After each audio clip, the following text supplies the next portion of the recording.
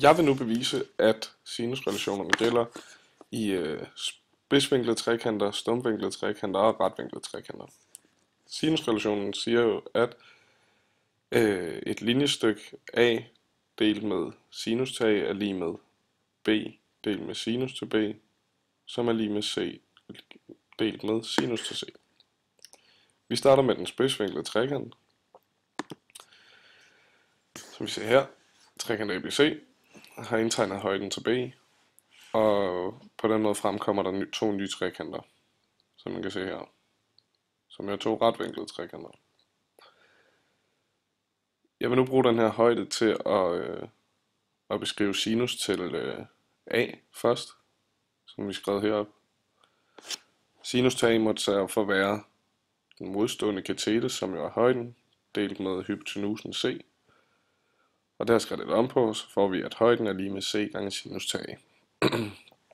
På samme måde har jeg skrevet sinus til C ind her, som igen må være højden delt med hypotenusen, som i det her tilfælde så er A. Og det har vi igen skrevet om på, så vi får H lige A gange sinus til C. Men da H er lige med begge dele, kan jeg jo sætte de to lige hinanden. På den måde får vi, at C gange sinus til A er lige med A gange sinus til C. Jamen ved at dividere først med sinus til C på begge sider, og så med sinus til A på begge sider, får vi altså, at C er lige med sinus til C. Nej, C delt med sinus til C er lige med A delt med sinus til A. Men nu mangler vi jo så selvfølgelig at bevise, at det også gælder for vinkel B.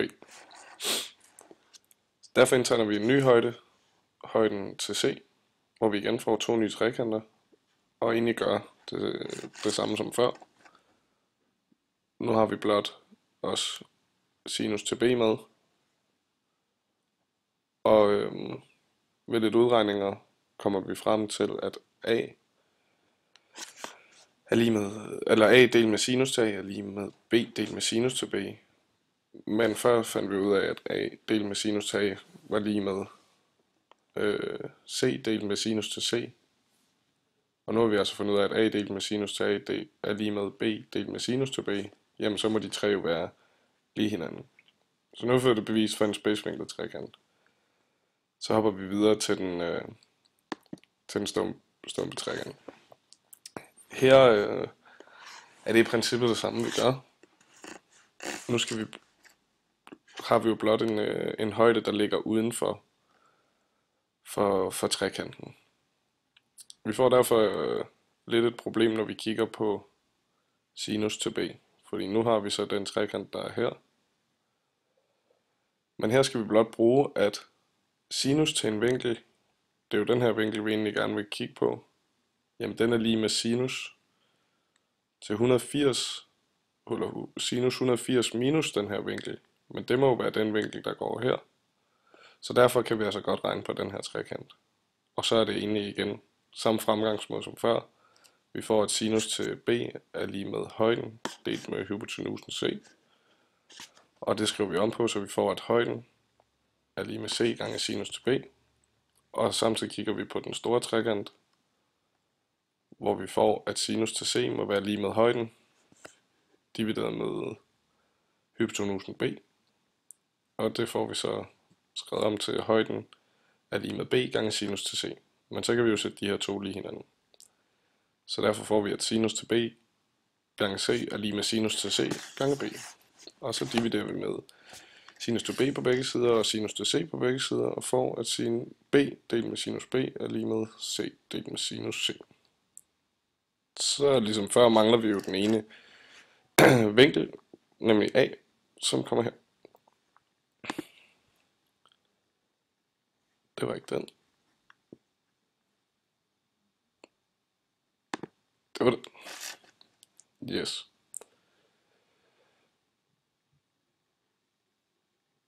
Nu har vi så bare tegnet højden til B, og får igen to trekanter, hvor vi får, at sinus til A er lige med højden, delt med hypotenusen C.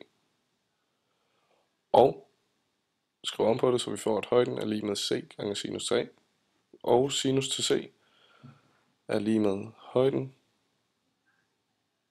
delt med hypotenusen A.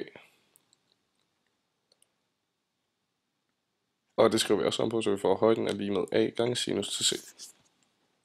Så kan vi sætte de to lige hinanden, så vi får at C gange sinus til A er lige med A gange sinus til C, og vi dividerer med sinus til C og sinus til A på begge sider, og får A delt med sinus til A er lige med C delt med sinus til C. Men det vi som før viste, at C delt med sinus C og B er lige med B delt med sinus B, og nu har vist, at C delt med sinus C er lige med A delt med sinus A, kan vi sætte alle tre lige hinanden, som vi får her. Nu mangler vi blot den retvinklede trekant, som kommer her. Og her kan vi altså sige, at jamen sinus til A, det må være den modstående katete, lille a, delt med C. Og det kan vi skrive om på, så får vi, at C er lige med A delt med sinus til A.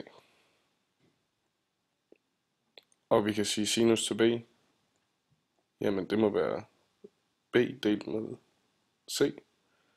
Og skrive om på det igen, så vi får C lige med B over sinus til B.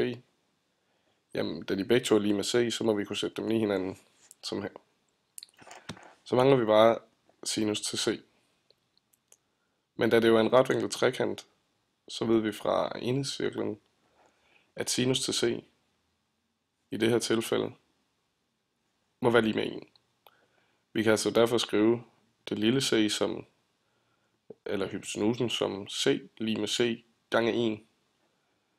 Men skrevet på en anden måde, så kan vi skrive C er lige med C gange sinus til C. Men så kan vi jo dividere med sinus til C på begge sider, og så får vi, at C er lige med C over sinus C. Jamen, det her er lige med C, og de her to var også lige med C. Så må de alle tre være lige med hinanden. Altså at A er lige delt med sinus til A, er lige med B delt med sinus B, er lige C delt med sinus C. Det var altså beviset for sinusrelationerne i en vilkårlig trekant.